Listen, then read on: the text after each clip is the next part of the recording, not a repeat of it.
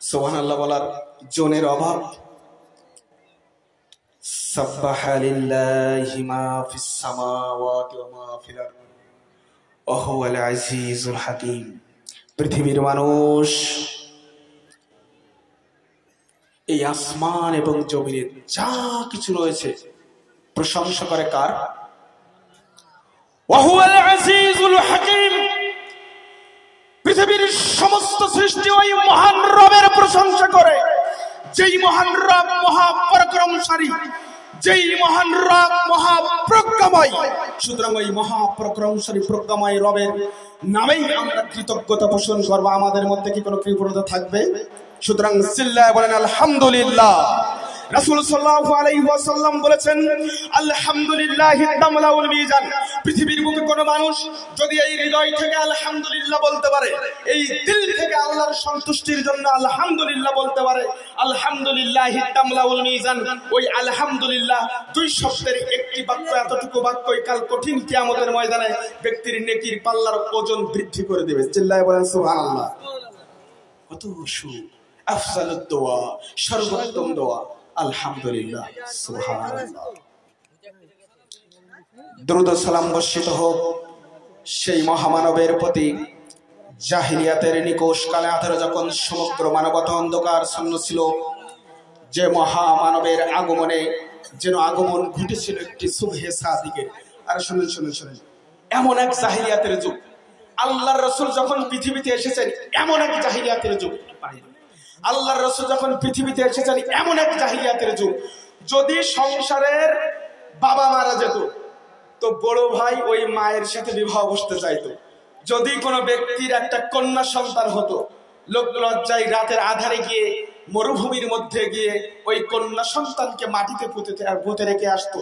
এমন এক অন্ধকার, এমন এক জাহিলিয়াতের যুগে একজন মহা মানব তার জন্ম হয়েছিল, ঠিক সূর্যের, সোনালী সূর্যের মতো, সকালের সুবহে সাদিকের মতো। আচ্ছা, সকালের সূর্য যখন পূর্ব দিকে ওঠে, সারা পৃথিবীর অন্ধকার কি করে দেয়? দূর করে দেয়। আর মহা মানব নবী মুহাম্মদ সাল্লাল্লাহু আলাইহি ওয়াসাল্লাম যখন পৃথিবীতে এসেছিলেন, তার ইলমের নূর, তার ঈমানি নূরের আলোকটা সেদিন সমস্ত পৃথিবীকে পরিষ্কার করে দিয়েছিল। সেই নবী, যার মতো করে নবী অদ্যাবধি এই পৃথিবীতে আসেনি এবং কিয়ামতের সারদায়কাল পর্যন্ত যার মতো কোনো মানব আর এই ধরিত্রীর মাঝে আসবে না, নবীজি বিশ্ব নবী মুহাম্মদুর রাসূলুল্লাহ। কথা বললেন না তো? আচ্ছা বলেন তো, মুহাম্মদ নাম আসলেই কি বলতে হবে? সাল্লাল্লাহু আলাইহি ওয়াসাল্লাম। কোন ব্যক্তি যদি ঈমানের সাথে বলতে পারে, রহমত নাজিল হবে কয়বার? কয়বার? 10 বার। পৃথিবীর এমন কোন নবী নেই যে যেই নবীর কওমেরা তার নবীর প্রতি দরুদ পাঠালে, তার নবীর প্রতি সালাম পাঠালে আল্লাহ 10 বার রহমত নাজিল করবে। পৃথিবীতে এমন কোন ইতিহাস নেই। কিন্তু আমরা এমন এক নবীর উম্মত যে আমাদের নবীর নাম নিয়ে যদি আমরা একবার বলি সাল্লাল্লাহু আলাইহি ওয়াসাল্লাম, আমাদের মহান রব এত বেশি খুশি হয়ে যায়, বান্দার প্রতি মহান রব এত বেশি খুশি হয়ে যায়, ব্যক্তির উপরে 10 বার রহমত নাজিল করে। জোরে বলে সুবহানাল্লাহ। সম্মানিত উপস্থিতি, আজকের এই 5 গ্রাম দারুস সালাম মাদ্রাসার আজিমুশ-শান জালসার উপস্থিত রয়েছেন সম্মানিত সভাপতি মহোদয়। 5 গ্রামের মানুষ অনেক শিক্ষিত মানুষ, 5 গ্রামের মানুষ বুদ্ধিমান মানুষ। কেন? এমন একজন ব্যক্তিকে আমরা সভাপতির আসন দিয়েছি, তিনি একজন শেখ ওবায়দুল্লাহ নুরি সাহেব, এবং উনি প্রধান শিক্ষক মহানন্দী মাদ্রাসা। ঠিক অনুরূপভাবে সহসভাপতির আসন যিনি অলঙ্কৃত করেছেন শেখ তাজিরুল হক, উনিও অত্র মাদ্রাসার ভারপ্রাপ্ত প্রধান শিক্ষক। 5 গ্রামের মানুষ শোনো, এভাবেই যদি আমরা মূল্যবান মানুষকে, একজন আলেমকে তার যোগ্য স্থান দেই, একজন জ্ঞানী ব্যক্তিকে, সম্মানিত ব্যক্তিকে যদি তার যোগ্য স্থান আমরা বুঝিয়ে দেই, এই সমাজে আগামী দিনে আলেম তৈরি হবে নাকি হবে না? কথা বলেন। হবে নাকি হবে না? আমি খুশি হয়েছি আল্লাহ রাব্বুল আলামিন এই কমিটির উপরে, এখানকার স্থানীয় মানুষের উপরে আল্লাহ রাব্বুল আলামিন বারাকা বৃদ্ধি করুন, তাদেরকে জাযায়ে খায়ের দান করুন। সকলে বলে আল্লাহুম্মা আমিন। এছাড়াও মাহফিল মাদ্রাসা কমিটির পক্ষ থেকে সভাপতি, সম্পাদক, কোষাধ্যক্ষ অনেকেই রয়েছেন। দূর দূরান্ত থেকে অনেক দিনই ভাই এবং বোনেরা এসেছেন। স্কুল কলেজ মাদ্রাসার ছাত্র ভাইরা, অতি আদরের ছোট ছোট সোনামণিরা, যে যেখান থেকে আজকের এই জলসায় আপনারা উপস্থিত হয়েছেন, যেই শ্রম, যেই সময় আপনারা আল্লাহর জন্য ব্যয় করেছেন, যেই অর্থ আপনারা আল্লাহর জন্য ব্যয় করেছেন, আল্লাহ রাব্বুল আলামিন আপনাদেরকে তার জন্য দুনিয়া এবং আখিরাতে কল্যাণময়ী করুন। সকলে বলে আল্লাহুম্মা আমিন। আজকে বলছিলাম যে জান্নাতে যাওয়ার আমল এবং জাহান্নাম থেকে নিজেকে মুক্ত রাখার আমল। চিল্লায়া 5 গ্রামের বুদ্ধিমান মানুষগুলো বলুন, আমরা জাহান্নামে যেতে চাই কে কে? হাত তুলি। কেউ যেতে চায় না। জান্নাতে যেতে চাই কে কে? তাহলে তো সবাই বুদ্ধিমান। এই খাসলাত শুধু আমাদের মধ্যে না, আল্লাহর রাসূলের সাল্লাল্লাহু আলাইহি ওয়াসাল্লাম তার একজন সাহাবা ছিলেন। তিনি আল্লাহর নবীকে প্রশ্ন করলেন, নবী মুহাম্মদ সাল্লাল্লাহু আলাইহি ওয়াসাল্লাম, আখবিরনি বিআমালিন ইদখিলুনিল জান্নাতা ওয়া ইউবাইদুনি আনিন নার। আপনি এমন কিছু আমলের শিক্ষা আমাকে দিন যে আমি মুআজ যেন সেই আমল করে জান্নাতে যেতে পারি এবং জাহান্নাম থেকে নিজেকে রক্ষা করতে পারি। এবার আপনারা আমাকে বলুন, আল্লাহ রাসূল যেই আমলের শিক্ষা দিয়েছেন জান্নাত থেকে বাঁচার, মানে জান্নাতে প্রবেশ করার আর জাহান্নাম থেকে বাঁচার, ওই আমল আমরা শিখতে চাই কি চাই না? চাই না? আমরা তো সবাই জান্নাতে যেতে চাই। তাহলে ওই আমল গুলোর কথা শুনে তারপরে বাসায় যাবেন। এর আগে একটি ব্যক্তি আপনারা উঠতে পারবেন না। যদি ওঠেন তাহলে এখনই উঠে আপনাকে চলে যেতে হবে, যেহেতু আমরা বই পড়তে পারি না, আমরা ইলম অর্জন করতে পারি না। আজকে এমন কিছু আমলের শিক্ষা আমরা গ্রহণ করে যাব যে গোটা জীবনে যেন সেই আমল আমার জীবনে কাজে লেগে যায়। জোরে বলেন ইনশাআল্লাহ। দেখেন, আমি একটু অসুস্থ আছি, কেউ উঠবেন না। বক্তব্য শুনেছেন, আজকে আমি কিছু অ্যান্টিবায়োটিক দিয়ে যাব ইনশাআল্লাহ। আল্লাহ রাসূল সাল্লাল্লাহু আলাইহি ওয়াসাল্লামের বিখ্যাত সাহাবা মুআজ ইবনে জাবাল রাদিয়াল্লাহু তাআলা আনহু বললেন, ও আল্লাহর নবী, আপনি আমাকে এমন কিছু আমলের শিক্ষা দিন, আখবিরনি বিআমালিন ইদখিলুনিল জান্নাতা ওয়া ইউবাইদুনি আনিন নার। আমি মুআজ যেই আমল করলে আমি জান্নাতে প্রবেশ করতে পারি এবং জাহান্নাম থেকে আমি নিজেকে রক্ষা করতে পারি। আল্লাহ রাসূল সাল্লাল্লাহু আলাইহি ওয়াসাল্লাম বলছেন, মুআজ তুমি কি জান্নাতে যেতে চাও? ও মুআজ, তুমি কি জাহান্নাম থেকে নিজেকে রক্ষা করতে চাও? মুআজ তা'বুদুল্লাহ, তুমি ইবাদত করবে আল্লাহর। বলুন তো আল্লাহর নবী কিসের শিক্ষা দিলেন? কার ইবাদত করতে হবে? আমরা আল্লাহর ইবাদত করতে রাজি আছি ইনশাআল্লাহ। লিল্লাহি তাকবীর। দেখো 5 গ্রামের মানুষ আমরা আল্লাহর ইবাদত করতে পারি না। কেমন? দেখো দেখো দেখো, এদেশের মানুষ, এই সমাজের মানুষ মনে করে আল্লাহর ইবাদত মানে মনে হয় 5 ওয়াক্ত সালাত আদায় করা। এই সমাজের মানুষ আমরা মনে করি আল্লাহর ইবাদত মানে মনে হয় শুধু যাকাত আদায় করা। এই সমাজের মানুষ আমরা মনে করি আল্লাহর ইবাদত মানে শুধু মনে হয় সাওম পালন করা।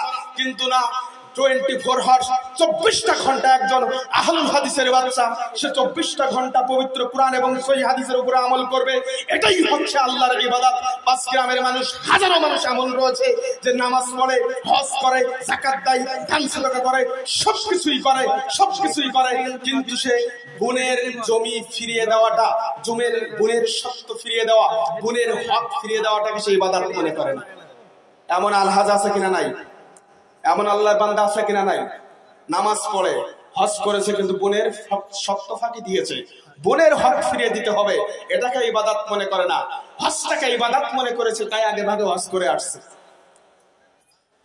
কেউ যদি আহলে হাদিস পরিচয় দিতে চায়, শোনো, বুকের উপরে হাত বাঁধলে আহলে হাদিস হওয়া যায় না, জোরে আমিন বললেই আহলে হাদিস হওয়া যায় না, পায়ের সাথে পা মিলিয়ে লালে আহলে হাদিস হওয়া যায় না।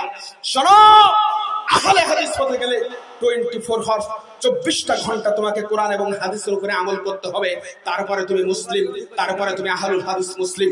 এদেশের সমাজে, এদেশের মানুষ, এমন হাজারো মানুষ রয়েছে যারা আমরা বোনের শর্ত ফাঁকি দিয়েছি, বোনের জমির অংশ এখনো পর্যন্ত আমরা খাচ্ছি, তাদের অংশ আমরা ফিরিয়ে দেইনি। শোনো, আজকের রাতে বাড়ি যাওয়ার আগেই তোমাকে তোমার বোনের কাছে ফোন করতে হবে যে তোর জমিটা তুই আগামীকালকে নিয়ে যাস, তোর প্রাপ্য তুই আগামীকালকে নিয়ে যাস। আর রাতারাতি উঠেই তোমাকে উঁচু করে 2 রাকাত সালাত আদায়ের মাধ্যমে ওই মহান রবের কাছে ক্ষমা চাইতে হবে। আগামীকাল ফজরের সালাত আদায় করে বাহিরে বের হয়ে তারপরে বলতে হবে, আমি বারবার তোমাকে বলতে হবে আমি একজন আহলুল হাদিস মুসলিম, আমি একজন প্রকৃতপক্ষে মুসলিম। তখনই তুমি আল্লাহর কাছে আল্লাহর একজন, রহমানের একজন, ইবাদুর রহমান, রহমানের বান্দা হিসেবে পরিগণিত হবে। আশ্চর্য ব্যাপার, তোমার গাছের নারকেল হলে, তোমার বাপের গাছের নারকেল হলে তোমার বোনের নারকেলের অংশ দিতে হবে। তোমার বাপের কাছে বছরে যদি আম হয়, তোমার বোনের বাড়িতে ওই আম পাঠিয়ে দিতে হবে। তোমার বাপের কাছে যদি পেয়ারা হয়, সবেদা হয়, তাহলে তোমার বোনের বাড়িতে ওটা ফিরিয়ে দিতে হবে। বোনের অংশ তোমার বোনের বাড়িতে ফিরিয়ে দিতে হবে। যদি তুমি না দিতে পারো, তুমি ধরে নিও তুমি মুসলিম এখনো হতে পারোনি, তুমি এখন আল্লাহর ইবাদতের অর্থ বুঝতে পারোনি। আল্লাহর ইবাদত মানে শুধু সালাত নয়, আল্লাহর ইবাদত মানে শুধু হজ নয়, আল্লাহর ইবাদত মানে শুধু যাকাত নয়, আল্লাহর ইবাদত মানে শুধু দারুস সালাম মাদ্রাসায় এসে বড় বড় দান সাদাকা নয়।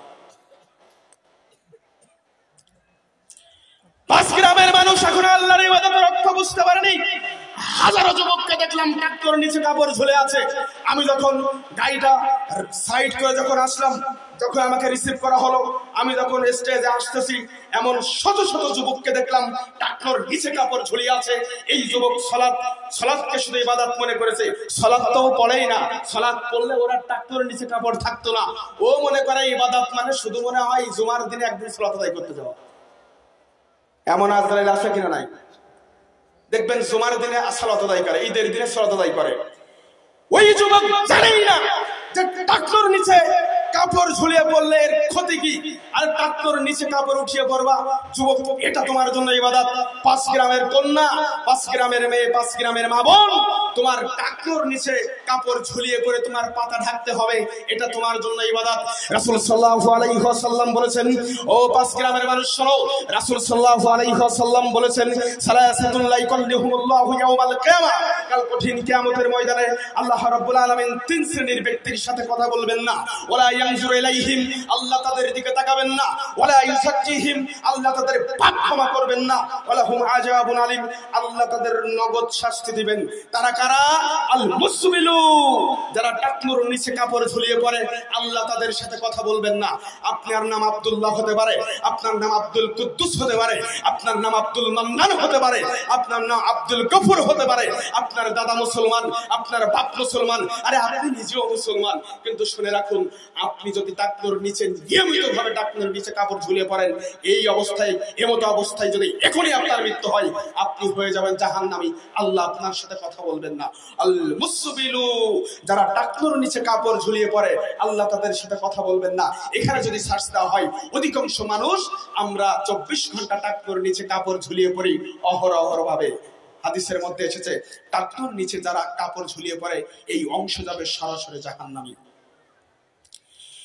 যেই মেয়ে ট্রাক্টর উপরে কাপড় উঠিয়ে পড়ে, এই মেয়ে হবে জাহান্নামী। আপনার মেয়ে, আহা, অনেক পাবলিক রয়েছে যে আমার ছেলে তো আমার কাছে ভালো, আমার মেয়ে তো আমার কাছে ভালো, মেয়ের রেজাল্টটা ভালো, ছেলের রেজাল্টটা ভালো, ছেলে মেয়ের প্রতি আমাদের কোনো আফসোস নেই। কিন্তু এইটা হচ্ছে অভিশপ্ত মেয়ে, অভিশপ্ত সন্তানের পিতা। আপনি অভিশপ্ত সন্তানের পিতা, আপনি অভিশপ্ত মেয়ের পিতা, আপনি অভিশপ্ত স্ত্রীর স্বামী, আপনি অভিশপ্ত একজন মায়ের কন্যা, আপনি অভিশপ্ত একজন মায়ের বেটা, আপনি অভিশপ্ত একজন পুত্রবধূর শ্বশুর শাশুড়ি। আপনি এখনো পর্যন্ত জানেন না আল্লাহ রাসূল সাল্লাল্লাহু আলাইহি ওয়াসাল্লামের হাদিস। শোনো, হাদিসটা মিলিয়ে নাও। তুমি স্বামী, তুমি গর্ব করো তোমার স্ত্রীকে, দেখো তোমার স্ত্রীর উপরে আল্লাহর নবীর অভিশাপ। তুমি বেটা, তুমি তোমার সন্তান নিয়ে গর্ব করো, তোমার সন্তানের উপরে আল্লাহর অভিশাপ। আল্লাহর নবী মুহাম্মদ সাল্লাল্লাহু আলাইহি ওয়াসাল্লাম বলেছেন, আব্দুল্লাহ ইবনে আব্বাস রাদিয়াল্লাহু তাআলা আনহু থেকে হাদিসে এসেছে, তিনি বলেন, লানা রাসূলুল্লাহ সাল্লাল্লাহু আলাইহি ওয়াসাল্লাম আল্লাহর রাসূল অভিশাপ দিয়েছেন, আল্লাহ রাসূল অভিশাপ দিয়েছেন আল মুকান্নাসিনা মিনার রিজালে, ওই সমস্ত পুরুষ যেই পুরুষ হয়েও নারীর মতো চলে, যেই পুরুষ হয়েও নারীর মতো চলে। নারীদেরকে আল্লাহ রাসূল সাল্লাল্লাহু আলাইহি ওয়াসাল্লাম টাকনোর নিচে কাপড় ঝুলিয়ে পড়তে বলেছে।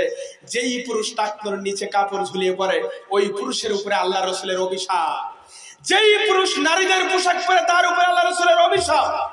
নারীরা কানের দুল দেয়, দেখবেন এখন কিছু পুরুষরাও যুবকরাও কানের দুল দেয়। নারীরা ঝিলিমিলি পোশাক পরিধান করে, পুরুষরাও ঝিলিমিলি পোশাক পরিধান করে। নারীরা এখন মাথায় ব্যান্ড দেয়, এখন কিছু পুরুষ যুবক দেখবেন মাথায় তারা ব্যান্ড দেয়। নারীরা যেটা পছন্দ করে পুরুষও সেটা পছন্দ করে। আল্লাহর নবী মুহাম্মদ সাল্লাল্লাহু আলাইহি ওয়াসাল্লাম বলেছেন আল মুকান্নাসিনা মিনার রিজালে, ওই পুরুষের প্রতি অভিশাপ, ওই পুরুষের প্রতি অভিশাপ যেই পুরুষও নারীর মতো চলে, নারীর ভঙ্গিমা অনুসরণ করে। নারী যেটা পছন্দ করে তারও সেটা পছন্দ, নারী যেই পোশাক পরে তারও সেটা পছন্দ। এই পুরুষের উপরে আল্লাহর নবীর অভিশাপ। ওয়াল মুতারাজ্জিলাতি মিনান নিসা, তুমি তোমার স্ত্রীকে নিয়ে গর্ব করো, তাই না? আহা, তুমি তোমার কন্যাকে নিয়ে গর্ব করো। আল্লাহ রাসূল সাল্লাল্লাহু আলাইহি ওয়াসাল্লাম বলেছেন ওয়াল মুতারাজ্জিলাতি মিনান নিসা, ওই নারীর প্রতি অভিশাপ, ওই কন্যার প্রতি অভিশাপ, ওই মেয়ের প্রতি আল্লাহর নবীর অভিশাপ। কে? যে মেয়ে হয়েও পুরুষের মতো চলে। পুরুষ জিন্সের প্যান্ট পরে, দেখবেন মেয়েরাও জিন্সের প্যান্ট পরে। পুরুষ যেমন ভাবে চলে, পুরুষকে আল্লাহ রাসূল টাকনার উপরে কাপড় উঠিয়ে পড়তে বললো, ওই মেয়েটার ওটা ভালো লেগেছে, ওর নিচে পড়তে বললো আর ও টাকনার উপরে কাপড় পরতেছে। পুরুষ যেটা করে নারী সেটা করে। পুরুষরা সাইকেল চালায়, নারীও সাইকেল চালায়। পুরুষ যেমন সংসারে খবরদারি করতে চায়, ওই নারীও তেমন খবরদারি করতে চায়। পুরুষ যেমন করে রাস্তাঘাটে চলে, ওই নারীও রাস্তাঘাটে চলে। পুরুষ যেমন জোরে চিৎকার দিয়ে কথা বলে, ওই নারীও তেমন চিৎকার দিয়ে কথা বলে। পুরুষ যেমন হুঙ্কার দিয়ে একজন আরেকজনকে মারতে যায়, ওই নারীও হুঙ্কার দিয়ে রাস্তাঘাটে মারামারি করে। আল্লাহর নবীর ভাষায় ওই নারীর প্রতি অভিশাপ, ওই মেয়ের প্রতি অভিশাপ, ওই স্ত্রীর প্রতি অভিশাপ, ওই মায়ের প্রতি অভিশাপ। আপনার মা হচ্ছে অভিশপ্ত, আপনার মেয়ে হচ্ছে অভিশপ্ত, আপনার স্ত্রী হচ্ছে অভিশপ্ত। মিলিয়ে নিন। হাদিসকার নবী মুহাম্মদ, জোরে বলুন সাল্লাল্লাহু আলাইহি ওয়াসাল্লাম। উঠে যান, বক্তব্য শোনার দরকার নাই, উঠে যান। সুর নেই, সুর দিতে পারবো না, উঠে যান। অনেকে উঠতে মনে চলে, এখনই চলে যান। লজ্জা হওয়া উচিত আপনাদের, অধিকাংশ মানুষের লজ্জা হওয়া উচিত। আমার স্ত্রীর ভিতরে ইসলাম নেই, আমার ভিতরে ইসলাম নেই, আমার মেয়ের ভিতরে ইসলাম নেই, আমার ছেলের ভিতরে ইসলাম নেই, আমার বাবা মায়ের ভিতরে ইসলাম নেই। আর আমি এখানে এসেছি গজল শুনতে, আমি শান শুনতে এসেছি, পল্লী গীতি শুনতে এসেছি, ভাটিয়ালি শুনতে এসেছি। আশ্চর্য ব্যাপার, ভাটিয়ালি দিয়ে আপনি জান্নাত পাবেন, পল্লী গীতি দিয়ে আপনি জান্নাত পাবেন। যান বাড়ি থেকে জান্নাত কামাই করেন, রাগ করবেন না। আমার অনেক হৃদয়ে কষ্ট হয়। এদেশের হাজারো মানুষকে দেখলাম তাদের স্ত্রীরা তাদের মারা বাড়িতে বসে বসে বিড়ি বাঁধে। আপনি আহলে হাদিস মানে, আপনি তাআবুদুল্লাহর অর্থ বুঝেন, আল্লাহর ইবাদতের অর্থ বুঝেন?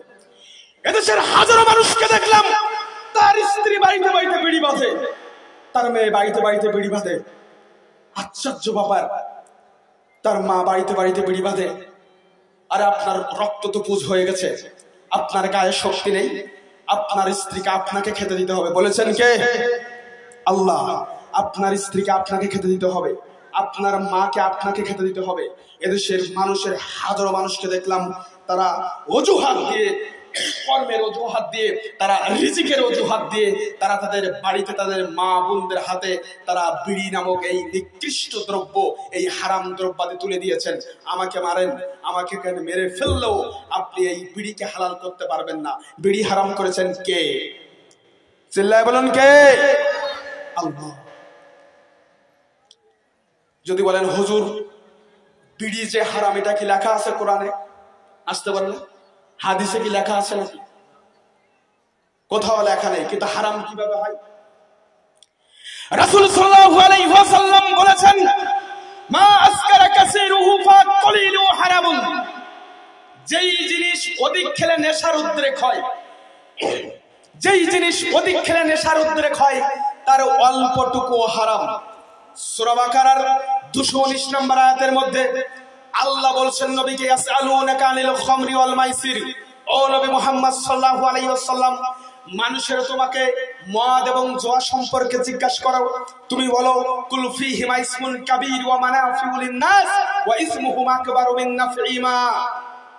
তুমি বলো মদ এবং জুয়া এর ভিতরে মানুষের জন্য কিছুটা উপকার রয়েছে। উপকার কি? মদ খেলে কিছুটা প্রশান্তি পেতে পারে। উপকারটা কি? জোয়া খেললে 10 টাকা জোয়া ধরেছেন, নগদ 10,000 টাকা পাইতে পারেন, কিন্তু ভবিষ্যৎ কি? ধ্বংস, ক্ষতি। আল্লাহ রাসূল বলছেন যেই জিনিস অধিক খেলে নেশার উদ্রেক হয় তার অল্পটুকু হারাম।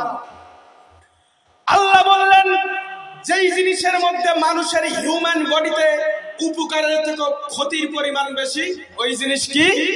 হারাম। এবার আপনি আমাকে বলুন, বিড়িতে উপকার বেশি না ক্ষতি বেশি?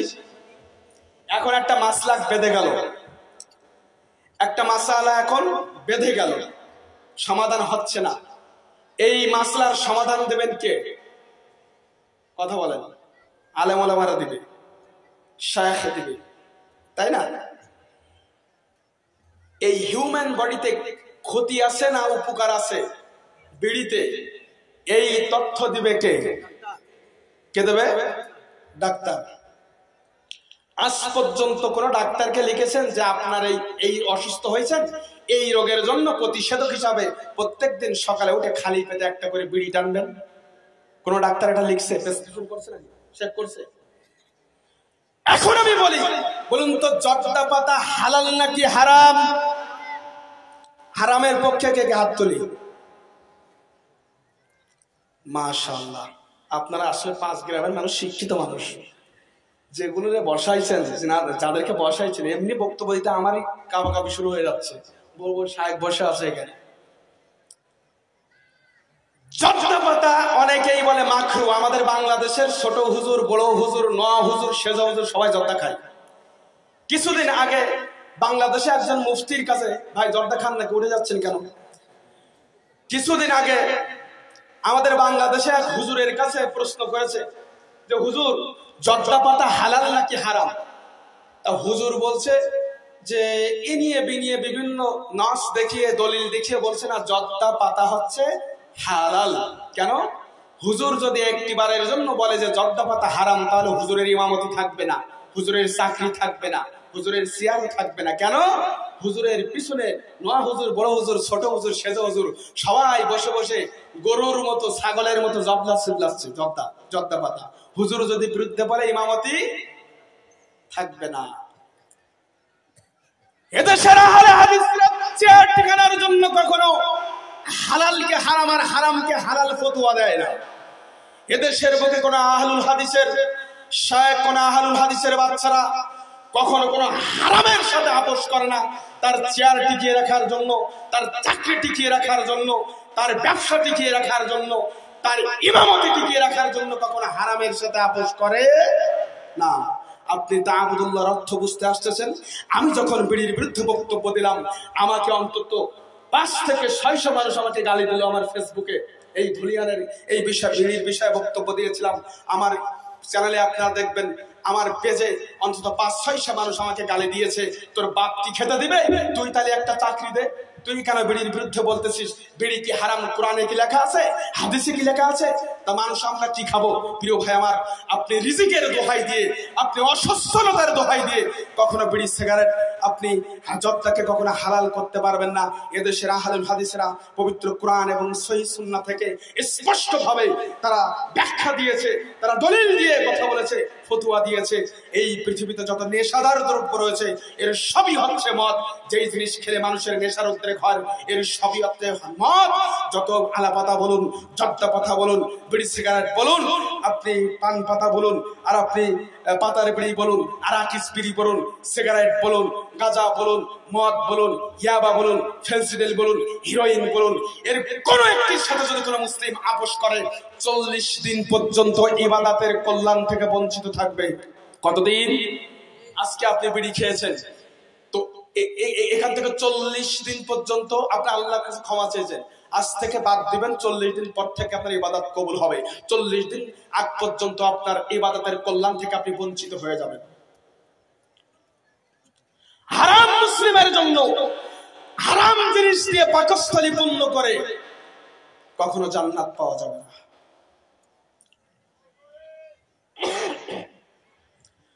পাঁচ গ্রামের মানুষ এখনো তা'বুদুল্লাহর অর্থ বুঝতে পারেনি।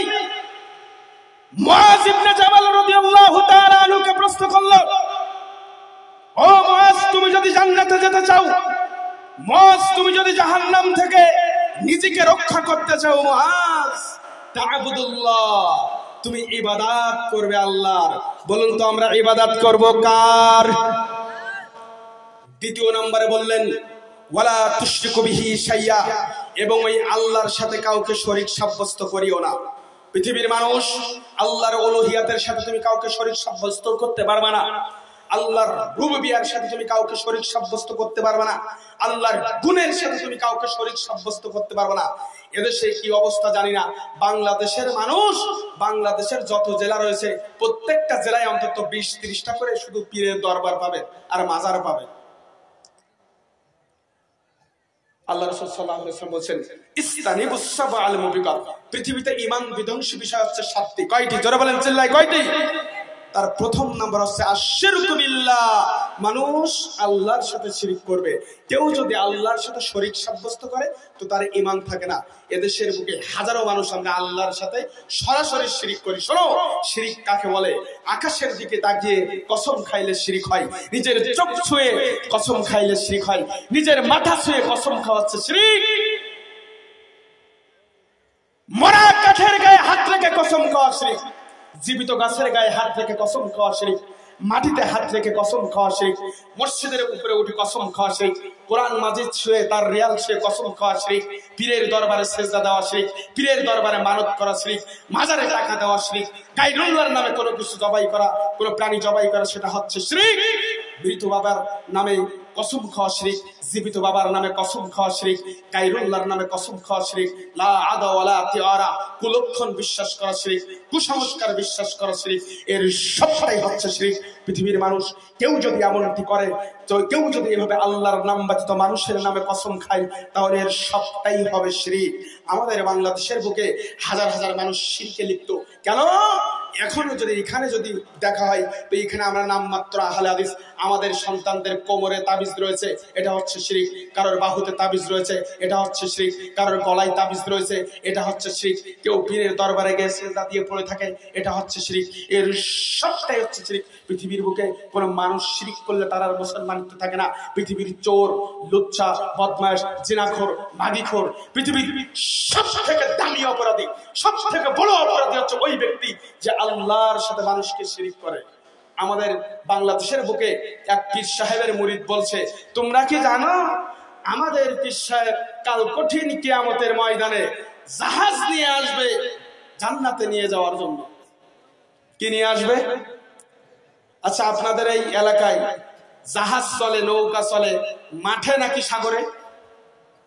কথা বলেন। এই হুজুর বলছে কিয়ামতের মাঠে নাকি জাহাজ চলে। আবার বলছে জান্নাতের ঘাটে, জান্নাতের ঘাট আছে না দরজা আছে? নগদ মিথ্যা কথা বলছে। জান্নাতের ঘাটে কিয়ামতের মাঠে জাহাজ নিয়ে আসবে। আবার বলে কে যাবে পারে বাবার নৌকাতে,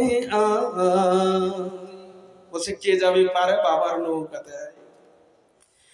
রূপ নদীতে নাও ভাসাইয়া যাই রে তোরা, কে যাবি পারে বাবার নৌকাতে। এই ঝুলে ঝুলে ঝুলে ঝুলে বলে, আমার এসে হয় না তো, বুঝতে পারছেন? বলে কে যাবি পারে বাবার নৌকাতে। বাবার নৌকার লোভ দেখিয়ে আসলে কিসের লোভ, কিসের ধান্দা? এটা টাকার ধান্দা। জান্নাতে তো সবাই যেতে চায়। যে জীবনে নামাজও পড়ে না ও কিসে যেতে চায়? ভালো করে বুঝেন। যে কোনদিন নামাজ পড়েনি ও কোথায় যেতে চায়? জান্নাতে, তাই না? আবার যে সারা জীবন নামাজ পড়েছে ও কোথায় যেতে চায়? সবার টার্গেট একটাই, এখন হুজুরও বুদ্ধিমান, হুজুর বলছে যে জান্নাতে সরাসরি কিয়ামতের মাঠে হুজুর ড্রাইভ করে হুজুরের ক্যাপ্টেন হয়ে জাহাজ নিয়ে চলে আসবে, নগদ জান্নাত। শিরক আছে নাকি নাই? এদেশের বুকে ঘোড়াপীর আছে, বাংলাদেশের বুকে ল্যাংটা পীর দেখেছি। ল্যাংটা পীর, ল্যাংটা বাবা, বিড়ি বাবা, খাতা বাবা, শাহালি বাবা, মাকদুম বাবা, খানজাহান বাবা।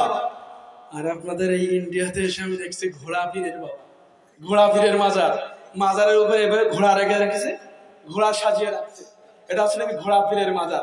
আমি শুনলাম ভাই এই মাজারের উপরে কেন ঘোড়া রাখলেন?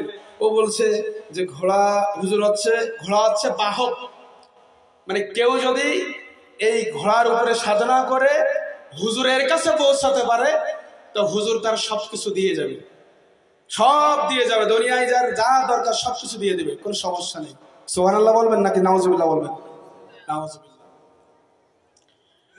পৃথিবীতে কোনো মানুষ যদি আল্লাহর সাথে শিরক করে ওই ব্যক্তির ঈমান থাকে না, ওই ব্যক্তির নামাজ রোজা কোনো কিছু কাজে আসে না। আল্লাহর নবী মুহাম্মদ সাল্লাল্লাহু আলাইহি ওয়াসাল্লাম বলছেন, ও মুআজ ইসতানিবুস সাবআল মুবিকাত, ও মুআজ শোনো, ও মুআজ শোনো, তুমি কি জান্নাতে যেতে চাও? ও মুআজ শোনো, তুমি কি জাহান্নাম থেকে নিজেকে রক্ষা করতে চাও? মুআজ তা'বুদুল্লাহ, তুমি ইবাদত করবে আল্লাহর, ওয়ালা তুশরিকু বিহি শাইয়্যা, এবং ওই আল্লাহর সাথে কাউকে কি করবে না? শিরক করবে না। তৃতীয় নম্বরে রাসূল সাল্লাল্লাহু আলাইহি ওয়াসাল্লাম বলছেন, ওয়া তুকিমুস সালাহ, তুমি সালাত আদায় করবে। তাহলে আমরা আমল পেলাম কয়টা? আমল পেলাম কয়টি? তিনটি। এক, তা'বুদুল্লাহ। দুই, ওয়ালা তুশরিকু বিহি শাইয়্যা, আল্লাহর সাথে কি করা যাবে না। তিন, ওয়া তুকিমুস সালাহ, সালাত আদায় করা। দেখেন দেখেন, আপনি যার সাথে বসে বসে খাবেন সেও যেন সালাতি হয়। একটা হাদিস বলবো, আগামী 5 মিনিট, আল্লাহ রহম করুন, শোনেন, যে যেখানে বসে আছেন সে সেখানে বসে থাকবেন, কেউ কথা বলবেন না। আমি আগামী 5 মিনিট যে কথা বলবো, 5 মিনিটে যে হাদিসটা বলবো, এই হাদিস আপনাকে শুনতেই হবে। যদি আপনার পেশাব লাগে, বাথরুম লাগে, আপনি এই 5 মিনিট পরে উঠে যাবেন। প্লিজ পে অ্যাটেনশন, কেউ কথা বলবে না। রেডি আছেন তো ইনশাআল্লাহ? লিল্লাহি তাকবীর, লিল্লাহি তাকবীর। Stop, please be silent. শোনো শোনো, 5 গ্রামের মানুষ, 5 গ্রামের মানুষকে আমি ভালোবাসি। 5 গ্রামের মানুষ আল্লাহওয়ালা মানুষ, দিনদার, ইসলাম প্রিয় মানুষ। এখানকার ব্যক্তি, এখানকার কিছু দিনী ভাই আলেম ওলামাদের সাথে কথা বলেছি। পাশে আমার একজন ব্যক্তি বসে আছেন, তার সাথে কথা বলেছি। প্রত্যেকটা ব্যক্তির আচরণ আমাকে মুগ্ধ করেছে, আলহামদুলিল্লাহ। শোনো, ওয়া তুকিমুস সালাহ, সালাত ছাড়া কখনো জান্নাত আশা করা যেতে পারে না। আউয়ালু মা ইউহাসাবু বিহি আবদি ইয়াউমাল কিয়ামাতিস সালাহ, আল্লাহ কাল কঠিন কিয়ামতের ময়দানে প্রথমে কিসের হিসাব দিবেন জানেন? বলেন তো, বলেন বলেন বলেন। সালাতের হিসাব দিবেন। সালাত এত গুরুত্বপূর্ণ। কোন ব্যক্তির পাপ থেকে দিতে পারে সালাত, কোন ব্যক্তি জিনা করে তার জিনা থেকে বিরত রাখতে পারে সালাত, কোন ব্যক্তি সুদ খায় তার সুদ থেকে বিরত রাখতে পারে সালাত।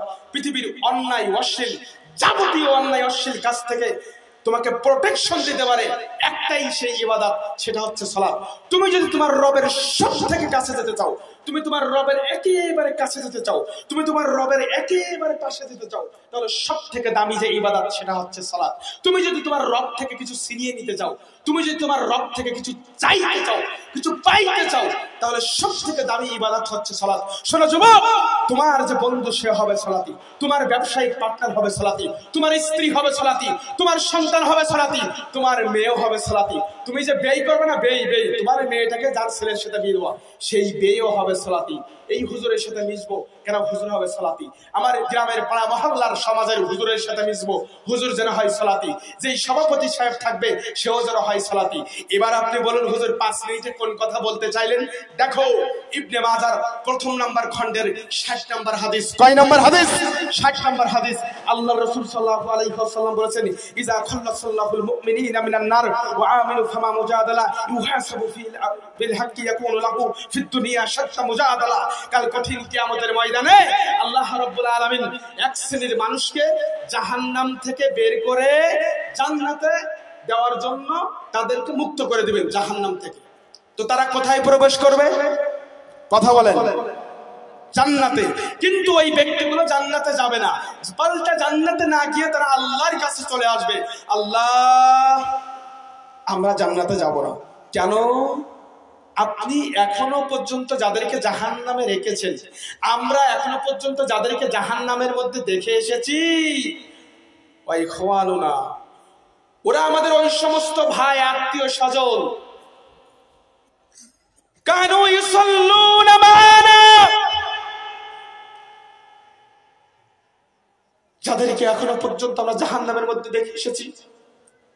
হে প্রতিপালক, হে আমাদের রব, ওরা আমাদের ওই সমস্ত ভাই, ওরা আমাদের ওই সমস্ত সালাতি ভাই যারা আমরা একসাথে বসে সুবহানাল্লাহ বলতাম, যারা আমরা একসাথে বসে সামি আল্লাহু লিমান হামিদা বলতাম, যারা আমরা একসাথে বসে বসে আলহামদুলিল্লাহ বলতাম, পায়ে পা লাগিয়ে দাঁড়াতাম,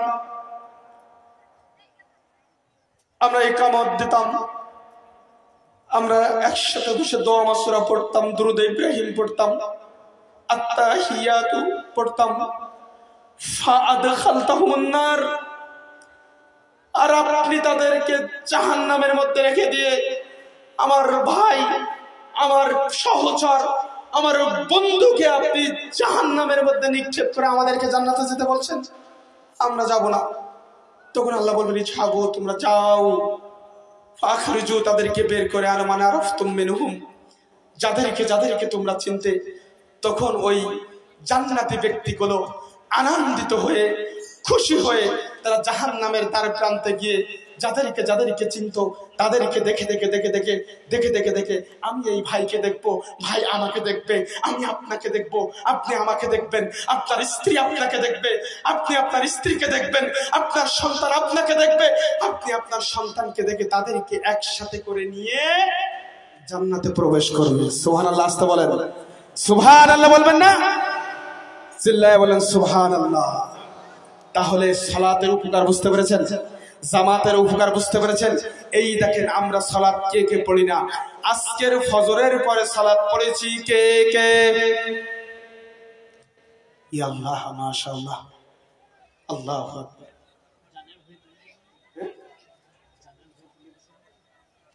কি ভয়তে পড়লেন না তো? হুজুরের ভয়তে?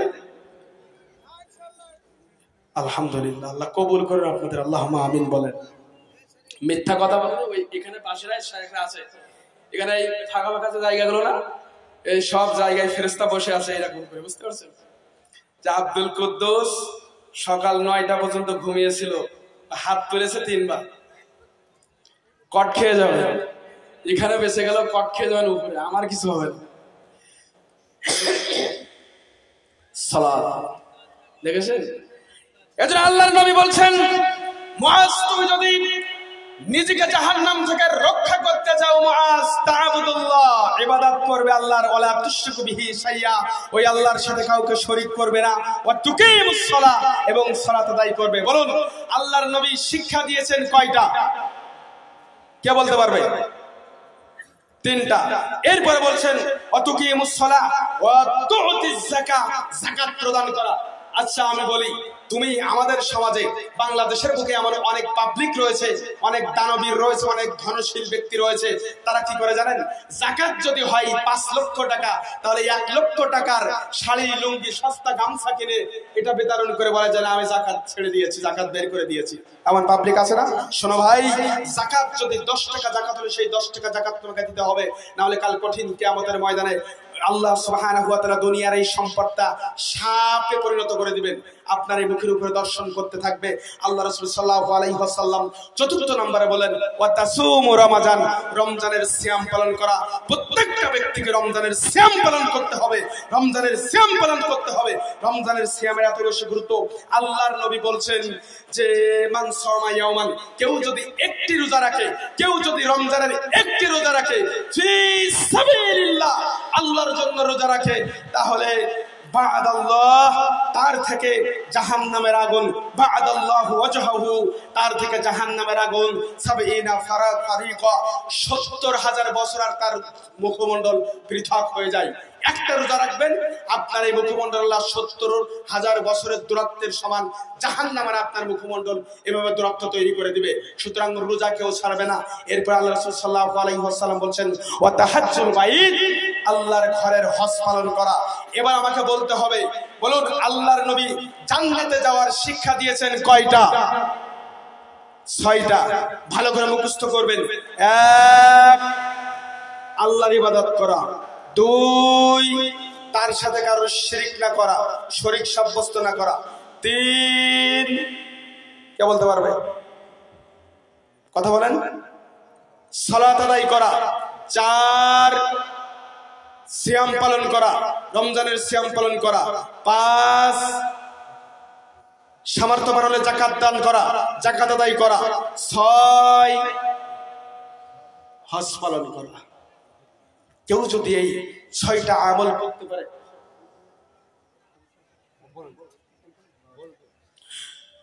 কেউ যদি এই ৬টি আমল করতে পারে, তাহলে নগদ তার জন্য জান্নাত, নগদ তার জন্য জান্নাত।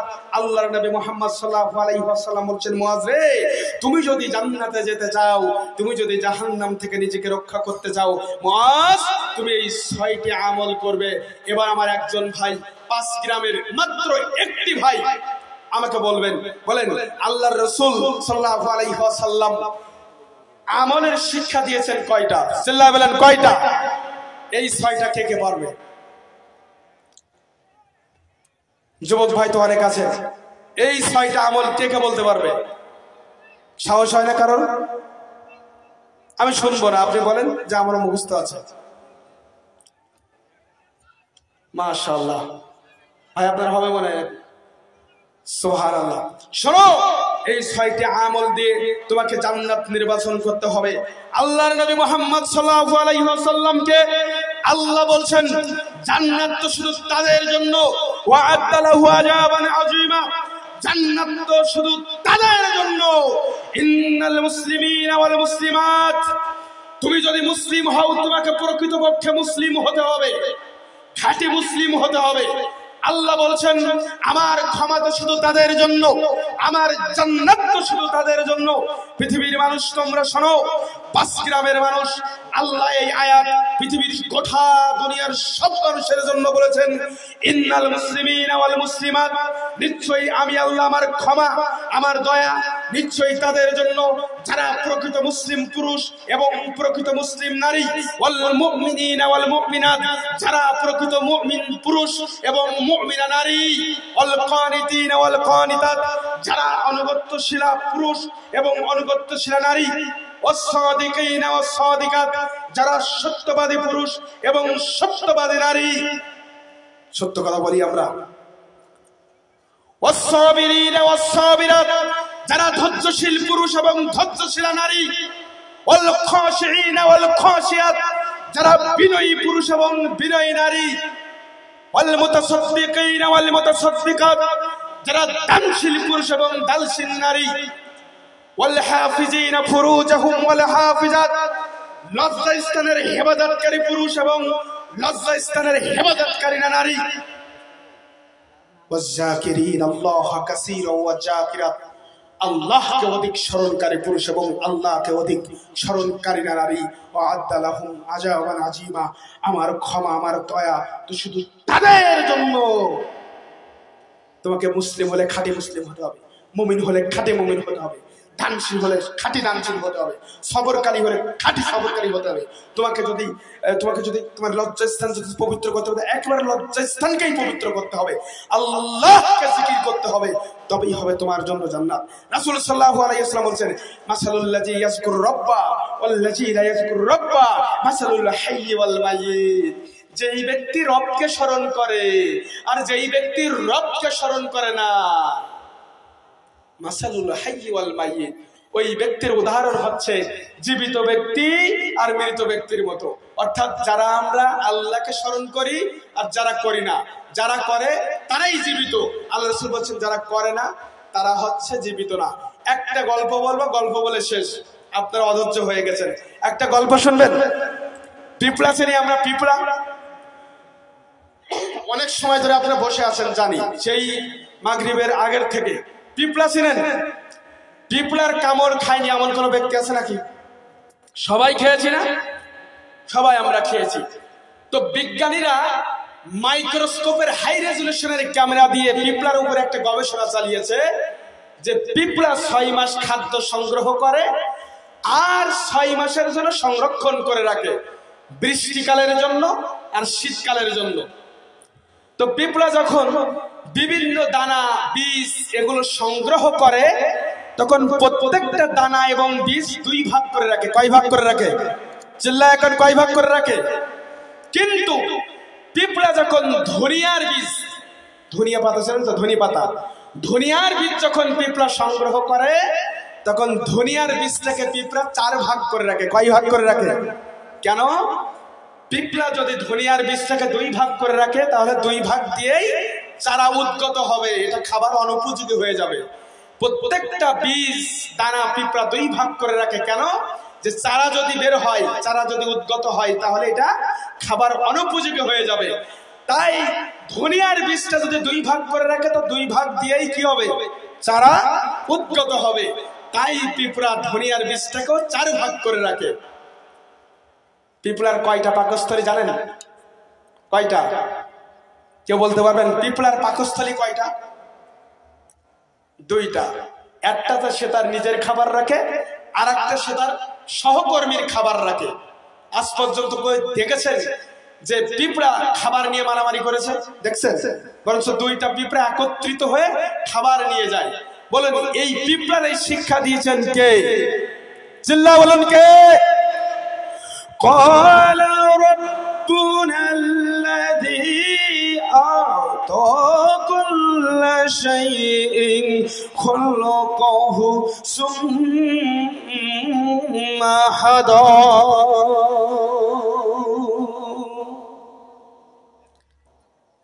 আল্লাহ বলেছেন মুসা আলাইহি ওয়াসাল্লাম, পৃথিবীর প্রত্যেকটি সৃষ্টিকে আমি সৃষ্টি করে ওই সৃষ্টি কিভাবে চলবে ওর প্রয়োজনীয়তার শিক্ষা দিয়ে আমি দুনিয়ায় পাঠিয়েছি। সূর্য কিভাবে এই পৃথিবীতে আলো দিবে, রাত কিভাবে এই পৃথিবীকে আধারে ঢেকে দিবে, কিভাবে সমুদ্র সাগর তার নদীকে পানি দিবে, এই সমস্ত শিক্ষা দিয়েছেন কে? একটা পিঁপড়া কিভাবে সে খাদ্য সংগ্রহ করবে, কিভাবে খাদ্য সংরক্ষণ করবে, এই শিক্ষা যেমন আমার রব দিয়েছেন। এই মানুষ কিভাবে চলবে, মানুষ কিভাবে এই দুনিয়ায় জীবন ধারণ করবে, মানুষের প্রয়োজনীয়তার শিক্ষা দিয়েছেন কে? চিল্লা বলুন কে? এই মানুষ শুধু আল্লাহর প্রয়োজনীয়তার যে শিক্ষা দিয়েছেন সেই শিক্ষা অনুযায়ী মানুষ কাজ করে না। পৃথিবীর সব প্রাণী আল্লাহর কথা মানে, আল্লাহর বিধান মানে। পিঁপড়া কিভাবে খাদ্য সংগ্রহ করবে, কিভাবে সংরক্ষণ করবে, কিভাবে অপর একজন ব্যক্তিকে, পিঁপড়ার একজন সহকর্মী কিছু খাবার দিবে, এই শিক্ষা পিঁপড়া তার সেই শিক্ষা অনুযায়ী আচরণ করে, কিন্তু মানুষ তার শিক্ষা অনুযায়ী আচরণ করে না। আচ্ছা বলুন তো, পিঁপড়ার 2টা পাকস্থলী পূর্ণ করতে গেলে পিঁপড়ার কি সুদ ঘোষ খাওয়া লাগে, চেটারি করা লাগে? পিঁপড়ার 2টা পাকস্থলী পূর্ণ করতে গেলে হারাম খাওয়া লাগে, বিড়ির ব্যবসা করা লাগে, চিটারি করা লাগে, বাটপাড়ি করা লাগে, জাতির টাকা ফাঁকি মারা লাগে? লাগে না। কিন্তু আমরা মানুষ, আমাদের একটি পাকস্থলী পূর্ণ করার জন্য আমাদের সুদ খাওয়া লাগে, ঘুষ খাওয়া লাগে, চিটারি করা লাগে, বাটপাড়ি করা লাগে। তাহলে বলুন তো, মানুষ ভালো না পিঁপড়া ভালো? কথা বলেন। পিঁপড়ার 2টা পাকস্থলী, একদিনও দেখলাম না একটা পিঁপড়া আর একটা পিঁপড়ারে কামড় দিয়ে ঘায়েল করেছে, এক পিঁপড়া আর এক পিঁপড়ারে আক্রমণ করেছে খাবারের জন্য। দেখছেন কখনো? কথা বলেন, দেখছেন? দেখিনি। এক পিঁপড়া করে দিন আর এক পিঁপড়ারে আক্রমণ করে খাওয়ার জন্য। কিন্তু এই 5 গ্রামের হাজারো ইতিহাস আছে যে 1-2 কাঠা জমির জন্য এক ভাই আর এক ভাইরে মেরে ফেলছে। এমন আছে কিনা? নাই। একটুখানি জমির জন্য পাড়া প্রতিবেশী বাড়ির পাশে বাড়ি মারামারি করে মাথা ফাটিয়ে ফেলেছে। দিনী ভাই আছে কিনা? নাই। এমন নেই? আরে বাপ রে বাপ, মাদ্রাসার টাকা চুরি করার এই পাবলিক আছে কিনা? নাই। মসজিদের টাকার হিসাব দিতে পারে না এমন পাবলিক আছে কিনা? নাই। আল্লাহর ওলি মনে হয় নাকি? আছে। সবাই নাই, সবাই নাই। অনেক মানুষ আছে যারা জাতির টাকা ফাঁকি দিয়েছে তার একটা পাকস্থলী পূর্ণ করার জন্য। আমি একটা কথা বলি, টাকা তোলার কথা জিজ্ঞাসা করলাম কেন? আমি যদি আপনারা যদি আমারে কিছু দেন তো আমি ফরেনার মানুষ, বিদেশ থেকে আসছি, আপনারা না দিলে ওনারা আমাদের কিভাবে দেবেন? বিদেশি মানুষ আমরা। দেখেন হাদিস শোনেন, এই হাদিস এখানে হয়েছে কিনা আমি জানি না। একটা হাদিসের উপরে আপনার গোটা জীবনে আপনি হয়তো বা অনেক হাদিসের উপরে আমল করেছেন। আজকে আমি একটি হাদিস বলবো, দেখেন তো এই হাদিসের উপরে আপনি কোনোদিন আমল করেছেন কিনা। বাংলা হাদিস বলতেছে, আরবি বলতেছি না। দেখেন আল্লাহর রাসূল সাল্লাল্লাহু আলাইহি ওয়াসাল্লাম বলছেন, কেউ যদি পৃথিবীতে বেহিসাবে দান করে, মানে কি, মাহফিলে আসলাম, বাদাম খেয়েছি, চকলেট খেয়েছি, লিচু খেয়েছি, পটপটি খেয়েছি, ফল খেয়েছি, ছেলেরে টাকা দিয়েছি, মেয়েরে টাকা দিয়েছি, স্ত্রীরে টাকা দিয়েছি, টাকা এগুলো অফ করেন ভাই, এগুলো অফ করেন। ইউটিউবার ভাইরা আমি কখনো দান তুলি না, সাহেব বললেন এজন্য এগুলো অফ করে দেন। এত টাকা দিয়েছি, মাহফিলে এসে বাদাম খেলাম, পাপড় খেলাম, কটকটি খেলাম, চকলেট খেলাম, খাওয়ার পরে পকেটে যা আছে ওটা যদি আপনি না গুনে না হিসাব করে যদি এখানে দিতে পারেন যে আমি দিলাম, বেহিসাবে দান করলাম, আল্লাহ বলছেন কেউ যদি আমার জন্য বেহিসাবে দান করে তাহলে আমি আল্লাহ তার জন্য বেহিসাবে নিয়ামত দান করি, বেহিসাবে সম্পদ দান করি। দান মানে দলিল, দান মানে হচ্ছে সুস্থতা। আপনার স্ত্রী সুস্থ হয় না, ওই নিয়েতে আপনাকে দান করতে হবে। তাহলে 5 টাকা থাকতে পারে, 10 টাকা থাকতে পারে, 3 টাকা থাকতে পারে, আবার 5 লাখ টাকাও থাকতে পারে, কিন্তু এই হাদিসের উপরে আপনি আমল করেন কেন? এই নিয়েতে যে আমি যদি না গুনে আমার এই টাকাগুলো যদি আমি দিতে পারি তাহলে আল্লাহ আমাকে বেহিসাবে নিয়ামত দান করবে।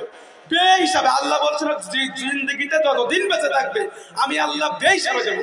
এখানে আমার হাতে দিয়ে যান, এখানে টেবিলে দিয়ে যান। কে আছে? কোন যুবক যে তার পকেটের টাকা গুনবে না, এসে এখানে টাকা দিয়ে যাবে, এখানে এসে দিয়ে যেতে হবে, কিন্তু আপনি গুনতে পারবেন না। এই হাদিসের উপরে আপনাকে আমল করতে হবে। 5 কিলোমিটার দূরে আপনার বাড়ি, আপনি 5 কিলোমিটার হেঁটে হেঁটে বাড়ি যাবেন, কিন্তু আজকে আপনাকে বেহিসাবে দান করতে হবে। আমি ওই মুখগুলো দেখতে চাই যারা বেহিসাবে এখানে দান করবে। আমি ওই মানুষের মুখগুলো দেখতে চাই যারা বেহিসাবে এখানে দান করবে। আল্লাহরকে এই বিশ্বাস করে, আল্লাহ তোমার পথে আমি বেহিসাবে দান করলাম, তুমি যেন আমাকে বেহিসাবে নিয়ামত দিও, বেহিসাবে দান করো। আমি চাই গুনতে পারবেন না। এই দেখেন প্রথমেই যে আল্লাহুম্মা সাল্লি আলাইহি, অনেক টাকা দিয়েছে, আল্লাহুম্মা সাল্লি আলাইহি, আল্লাহুম্মা বারিক আলাইহি, আল্লাহ তুমি কবুল করো। আমি চাচ্ছি আরো কিছু যুবক ভাই, আরো দিনদার ভাই, 50 ঊর্ধ্বে অনেক মুরব্বী এখানে আছেন, আপনি গুনতে পারবেন না। বাম পকেটে কত টাকা আছে? 5 টাকা থাকতে পারে, 5 লাখ টাকাও থাকতে পারে। এই একজন ইউটিউবার, উনি বেহিসাবে দান করলেন আল্লাহর জন্য। আমি চাই এই হাদিসের উপরে আজকে আমল করে যান। এখানে ফেরেশতারা রয়েছেন, দান মানে দলিল, এই দান আপনাকে লেখা হবে, এই দান মানে দলিল, এই দান আপনাকে লেখা হবে যে কেউ যদি বেহিসাবে দান করে আল্লাহ অজবদ্ধ, আল্লাহ প্রতিজ্ঞাবদ্ধ, আল্লাহ তাকে বেহিসাবে দান করবে।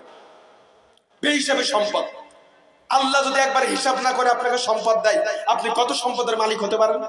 আমি চাই এই হাদিসের উপরে আমল করবেন। ছোট ছোট বাচ্চা থেকে শুরু করে মা বোনদের কাছে আপনারা এ পাঠিয়ে দিন, কাপড় চাদর পাঠিয়ে দিন। মা বোন যারা আছেন, আপনার সন্তানকে টাকা দেওয়ার পরে, আপনার ছোট ছোট বাচ্চাদের খাবার খাওয়ার জন্য টাকা দেওয়ার পরে যতগুলো টাকা আছে ওই টাকা আপনি বেহিসাবে দিবেন। আমি চাচ্ছি এখানে বেহিসাবে দান। আপনি পকেটে গুনতে পারবেন না, গুনে দিলে কিন্তু আপনি ডিসকোয়ালিফাই। এখানে এসে দেন, আমার সামনে দেন, আসেন, 5 টাকা হোক। কে কে আছেন? একজন ভাই, মাশাআল্লাহ, একজন যুবক চলে আসতেছে মনে হয়। কে আছে? আমি চাই যে আপনি বেহিসাবে এখানে দান করবেন। আপনার পকেটে কত আছে এটা দেখার দরকার নেই, আপনি গুনবেন না, না গুনে বেহিসাবে দান করবেন। আমি কিছু যুবককে দেখতে চাচ্ছি। আল্লাহুম্মা সাল্লি আলাইহি, আল্লাহুম্মা বারিক আলাইহি। প্রিয় ভাই, আমি আর 5 মিনিট আছি। একজন মুরব্বী, আলহামদুলিল্লাহ, উনি বেহিসাবে দান করেছেন। পকেটে কত আছে উনিও নিজেও গুনেননি, আলহামদুলিল্লাহ। আল্লাহুম্মা সাল্লি আলাইহি, আল্লাহুম্মা বারিক আলাইহি। এই ব্যক্তির কাছ থেকে শিক্ষা নিন, একদিন আমাদেরও এইরকম বয়স হবে। উনি হয়তো বেহিসাবে দান করার জন্য এসেছেন, উনি বক্তব্য শুনেছেন। আল্লাহুম্মা সাল্লি আলাইহি, আল্লাহুম্মা বারিক আলাইহি। আমি চাচ্ছি বেহিসাবে দান করবেন। আপনার পকেটে কত আছে এই ফিল্ড থেকে আপনি আল্লাহর জন্য খালি হয়ে বাড়ি যান, বেহিসাবে দান। মাশাআল্লাহ, উনি কিন্তু গুনেননি, গুনতে পারবেন না। আপনাদের কাছে আমি বড় কোনো অঙ্কের দান চাই না, অন্তত বেহিসাবে দান চাই।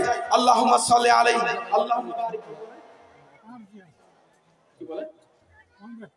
ও ঠিক আছে ইনশাআল্লাহ। আল্লাহুম্মা সাল্লি আল্লাহুম্মা বারাকাল্লাহু ফি হায়াতিহি, আল্লাহ রাব্বুল আলামিন বারাকাল্লাহু ফি হায়াতিকা, আল্লাহ তাআলা হায়াত দান করুন। আল্লাহুম্মা সাল্লি আলাই, আমি চাচ্ছি বে হিসাবে দান করবেন। এখানে উঠে যান যুবকরা, আপনার টাকা দিয়ে উঠে চলে যান, বক্তব্য শেষ, কিন্তু টাকা দিয়ে যেতে হবে আপনাকে।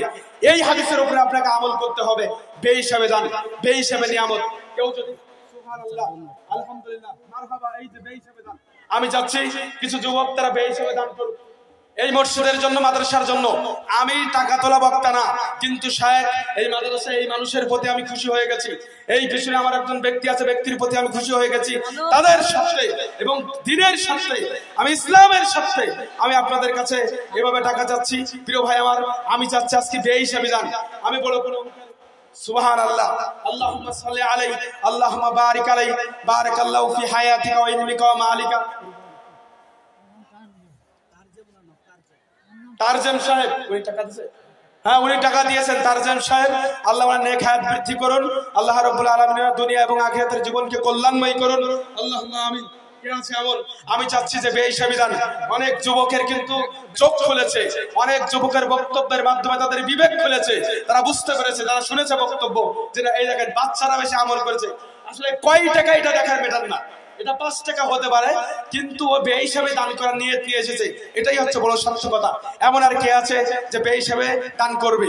বে হিসাবে দান, বে হিসাবে নিয়ামত, বে হিসাবে দান, বে হিসাবে নিয়ামত। আল্লাহুম্মা সাল্লি আলাইহি, আল্লাহুম্মা বারিক আলাইহি, বারাকাল্লাহু ফি হায়াতিকা ওয়া ইলমিকা ওয়া মালিকা ওয়া আহলিকা। আল্লাহ কবুল করুন। এমন আর কে আছে বে হিসাবে দান? বে হিসাবে দানের কেউ থাকলে অবশ্যই এখানে আপনাকে দিয়ে যেতে হবে। আপনি গুনতে পারবেন না, না গুনে এখানে বে হিসাবে দান করবেন। রাস্তায় যারা আছেন, যেখানে চাদর নিয়ে গেছে সেখানেও আপনারা বে হিসাবে দান করেন। আজকের মাঠে একটা জরিপ হবে, আমাদের শায়েখ গুনবেন বে হিসাবে দান কত টাকা উঠলো। দেখি 5 গ্রামের মানুষ, 5 গ্রামের মানুষ বে হিসাবে দান কেমন করতে পারে। বে হিসাবে দানের উপরে, এই হাদিসের উপরে 5 গ্রামের মানুষ কত আমল করেছে আজকে এটা দেখা হবে। টাকা কত টাকা এটা ম্যাটার না, বে হিসাবে যে ওনার পকেটটা করে ঝালাই করে দিয়েছে এটাই বড় কথা। বে হিসাবে দান করুন, বে হিসাবে নিয়ামত এবং বরকত আল্লাহ রাব্বুল আলামিনের কাছ থেকে লাভ করুন। আল্লাহ রাব্বুল আলামিন আমাদের প্রত্যেকেরই কবুল করুন, প্রত্যেকের দানকে জান্নাতের পাথর হিসাবে কবুল করুন। আজকের যে বক্তব্য দিয়েছে আল্লাহ রাব্বুল আলামিন এই বক্তব্যের কল্যাণে আপনি মানুষের জীবনকে বরকতময় করুন। আল্লাহুম্মা আমিন। এই মাহফিলের অর্থ দিয়ে, সময় দিয়ে, শ্রম দিয়ে, পরামর্শ দিয়ে যে সমস্ত ব্যক্তিরা আল্লাহ রাব্বুল আলামিন যারা তাদের সময়কে কুরবানি করেছে, তাদের জীবনকে কুরবানি করে দিয়েছে, আল্লাহ রাব্বুল আলামিন আপনি একমাত্র শুধুমাত্র তাদের এই সময় এবং জীবন সম্পদের বিনিময়ে জান্নাতকে একমাত্র তাদের জন্য নির্ধারণ করুন। আল্লাহুম্মা আমিন। আকুলু কওলি হাযা ওয়া আস্তাগফিরুল্লাহ লি ওয়া লাকুম। আসসালামু আলাইকুম ওয়া রাহমাতুল্লাহি ওয়া বারাকাতুহু। ওয়া আলাইকুম আসসালাম ওয়া রাহমাতুল্লাহি ওয়া বারাকাতুহু। প্রিয় মা বোনেরা উঠতে শুরু করে দিয়েছেন, এরপরেও কিন্তু এখনো বক্তা আছে, আপনারা এখন উঠে যান না। এখন ঘড়িতে বাজছে 11:30 সম্ভবত, হ্যাঁ 11:25 বাজছে, তাই আপনারা কেউ উঠে যাবেন না। আর ওইখানে ওই গেটের কাছে যে সমস্ত যুবক ভাইরা দাঁড়িয়ে রয়েছেন, আমি তাদেরকে অনুরোধ করব যে আপনারা ওইখান থেকে একটু সরে যান পাশের দিকে। আপনারই মা বোন, মানে আমার মা বোন, আপনার মা বোনের রক্ষা যেরকম দায়িত্ব আমাদের, সেরকম আমাদেরকে দায়িত্ব কর্তব্য করতে হবে। আমরা আসসালামু আলাইকুম ভাইরা, যাদের খাওয়া দাওয়া হয়ে গেছে আপনারা সবাই আসুন। আমাদের এখনো একজন বাংলার গর্ব, বাংলার একজন গর্ব, উচ্চ শিক্ষিত মানুষ, আমার চরম পরম বন্ধু, এবং শুধু তাই নয়, উনি সংখ্যালঘু সেলের চেয়ারম্যান, উনি একজন পদাধিকার মানুষ, আমার ভাই মাওলানা হাবিবুল্লাহ সাহেব। মায়েরা বোনেরা আপনারাও আসুন, বসুন, কেউ চলে যাবেন না। আমাদের সভা শেষ হয়নি, এখনো দীর্ঘক্ষণ চলবে। যাদের খাওয়া দাওয়া হয়েছে আপনারা সবাই আসুন, আপনাদের কাছে করজোড়ে অনুরোধ করছি, আপনারা সবাই আসুন। আমার বন্ধুবর এইমাত্র এসছেন, বহু কষ্ট করে, উনি ছিলেন অন্য জায়গায় একটা প্রোগ্রাম করে, শুধু আমার খাতির বা সম্মান রেখে উনি এসেছেন। ওনাকে আপনারা কেউ অপমান করবেন না, দয়া করে। আপনারা খাওয়া দাওয়া হয়ে গেছে মাশাআল্লাহ, যাদের, তারা এখানে এসে বসুন। আর যারা খাচ্ছেন খান, খাবারের কোনো সমস্যা নেই, অফুরন্ত খাবার আমাদের রয়েছে, ইনশাআল্লাহ কেউ না খেয়ে যাবেন না, সকলেই খাবেন, অসুবিধে নেই। কিন্তু যাদের খাওয়া হয়ে গিয়েছে তারা একটু আসুন। আসুন ভাই মাওলানা হাবিবুল্লাহ সাহেব।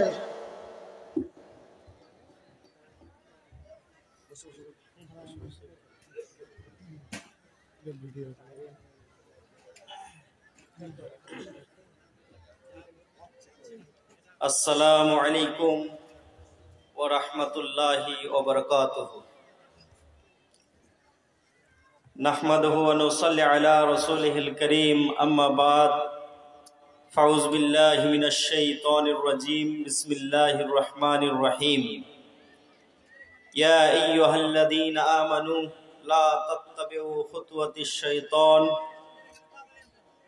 ইন্নাশ শাইতানা লাকুম আদুব্বুম মুবিন। শ্রদ্ধেয় আজকের সভার সভাপতি, মঞ্চে বসে থাকা ওলামায়ে ইকরাম, সামনের ইসলাম দরদি ভাই ও বাবজিরা, পর্দার আড়ালের মা ও বোনেরা, প্রশংসা সে আল্লাহর যে আল্লাহর অশেষ মেহেরবানিতে আজকে আমরা এত সুন্দর একটা সভা করতে পেরেছি। বলেন আলহামদুলিল্লাহ। একই মুখে আল্লাহ সুবহানাহু ওয়া তাআলার লক্ষ কোটি প্রশংসার পর তার শান্তি দরুদ বিবর্ষিত হোক বিশ্বনবী মুহাম্মদ রাসূলুল্লাহ সাল্লাল্লাহু আলাইহি সাল্লামের উপরে, যিনি অক্লান্ত পরিশ্রম করে আমাদের কাছে ইসলাম খানাকে পৌঁছে দিয়ে গেছেন। বলে আল্লাহুম্মা আমিন, আল্লাহুম্মা বারিক আলাইহি, আল্লাহুম্মা সাল্লি আলাইহি। আজকে পাঁচগ্রামে আমি যেই সাবজেক্টটা নিয়ে কথা বলবো সেটা বর্তমান পরিস্থিতিতে মুসলমানদের যে অবস্থা, বিশেষ করে এনআরসি নিয়ে, এনপিআর নিয়ে, ডাউটফুল সিটিজেনশিপ নিয়ে, ফরেনার ট্রাইব্যুনালস নিয়ে, ডিটেনশন ক্যাম্প এবং বর্তমান পরিস্থিতি, আমি মনে করি যারা এদিক ওদিকে আছেন যদি 10 মিনিট টাইম দিতেন আল্লাহর হস্তে, তাহলে এই যে আমাদের সমস্যা, আমরা 2024 সালের 22শে জানুয়ারি আমাদের পবিত্র একটা মসজিদ, সেই বাবরি মসজিদকে আমরা হারিয়েছি। সেখানে রাম মন্দির প্রতিষ্ঠিত হয়েছে তো 22শে জানুয়ারি রাম মন্দির প্রতিষ্ঠিত হলো। তারপরে আরেকটা মসজিদ যেটা জ্ঞানবাপী, সেখানে পুজো করার অনুমতি দেওয়া হয়েছে। সর্বোপরি সেই বাংলা, যেই বাংলা হিন্দু মুসলমান সবার বাংলা, খ্রিস্ট জৈন আদিবাসী এসটি এসসি সবার বাংলা, সেই বাংলাকেও কিছু লোক অশান্ত করার জন্য আদিনার মতো একটা পুত পবিত্র মসজিদে তারা শিবলিঙ্গের নামে পূজা করা যে শুরু করেছিল, সেটাকে বন্ধ করা হয়েছে। সেই বিষয়ে কিছু কথা আপনাদেরকে আমি শোনাতে এসেছি। আজকে তামাম পৃথিবীতে যেখানে গাজার ওপরে একটা রাষ্ট্র, যেই রাষ্ট্র যারা বলে আমরা এই পৃথিবীগুলোকে 1 ঘন্টার ভিতরে 100টা পৃথিবীকে ধ্বংস করে দিতে পারি, সেই ইসরায়েল, এবং তাকে সর্বতোভাবে সাহায্যকারী আমেরিকা, যেই আমেরিকা নিজেকে পৃথিবীর দাদা মনে করে এবং গোটা পৃথিবীর ওপরে যে আধিপত্য বিস্তার করে চলেছে, আজকে সেই আমেরিকাকেও পিছে হটাতে বাধ্য করেছে আমার গাজার কিছু নওজোয়ান, কিছু মার্দে মুজাহিদ। বলেন আলহামদুলিল্লাহ।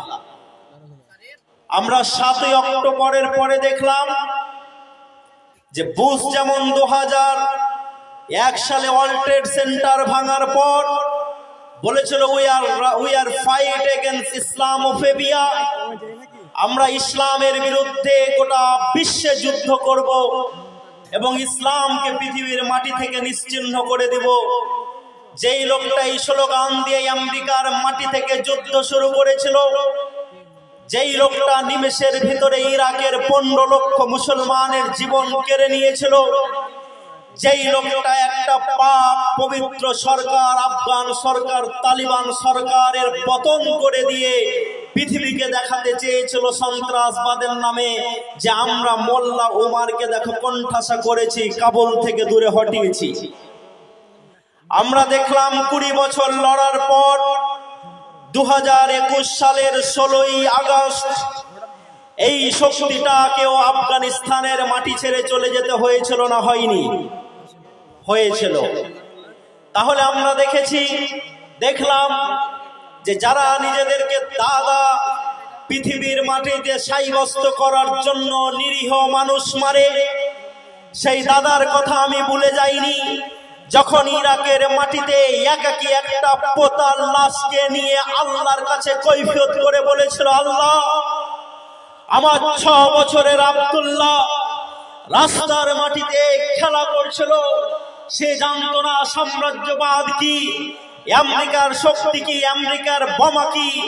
দেখো আমার 6 বছরের পোতাকে কে বা কারা উপর থেকে বোমা মেরেছে।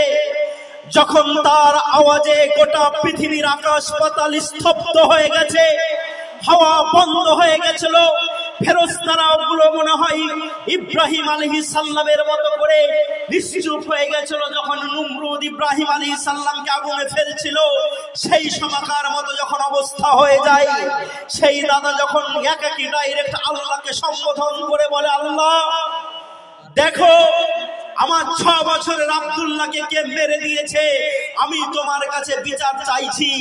এই রকম করে যখন দাদা বিচার চাইছে, আমরা দেখলাম সেই লাশের সামনে দাঁড়িয়ে ওপর থেকে আবার আমেরিকার কিছু গুন্ডা বাহিনী সেই দাদাকেও গুলি করেছিল। পীর ইতিহাস এই কথা ভুলে যায়নি। সেই শক্তিশালী দেশকে আমরা দেখলাম যে তাকেও পিছিয়ে হটতে বাধ্য হতে হয়েছে, এবং আবার সেই ক্ষমতাটা তালিবানদের হাতে চলে এসছে, যেই তালিবানদের কথা এখন আমরা শুনতে পাই। আমি বর্তমান পৃথিবীর এবং তার সাথে সাথে ভারতবর্ষের যারা নমরুদের রোল পালন করছেন, যারা নিজেদেরকে আবার দ্বিতীয় ফেরাউন মনে করছেন, তাদেরকে শুধু একটু স্মরণ করিয়ে দিতে চাই যে এনআরসির নাম করে আপনারা ভাবছেন ভারতের মাটি থেকে মুসলিমদেরকে তাড়িয়ে দিবেন। কোন মুসলিমকে আপনি ভারতের মাটি থেকে তাড়াতে চান? যেই মুসলমানরাই ভারতটাকে 500 বছর ধরে শাসন করেছে। শুধু একবার ইতিহাসটা পড়ে দেখে নিন। ইতিহাসটা আপনাকে আমি পড়ার আহ্বান জানাচ্ছি। যেই আমেরিকা 2001 সালের পর ইসলামকে পৃথিবীর মাটি থেকে মিটাতে বসেছিল, সেই আমেরিকার মাটিতে সব থেকে আজকের দিনে যেই ধর্মস্থানটা প্রতিটি পাড়াতে পাড়াতে শহরে শহরে গজিয়ে উঠছে, সেটা হচ্ছে মসজিদ। নারে তাকবীর, নারে তাকবীর।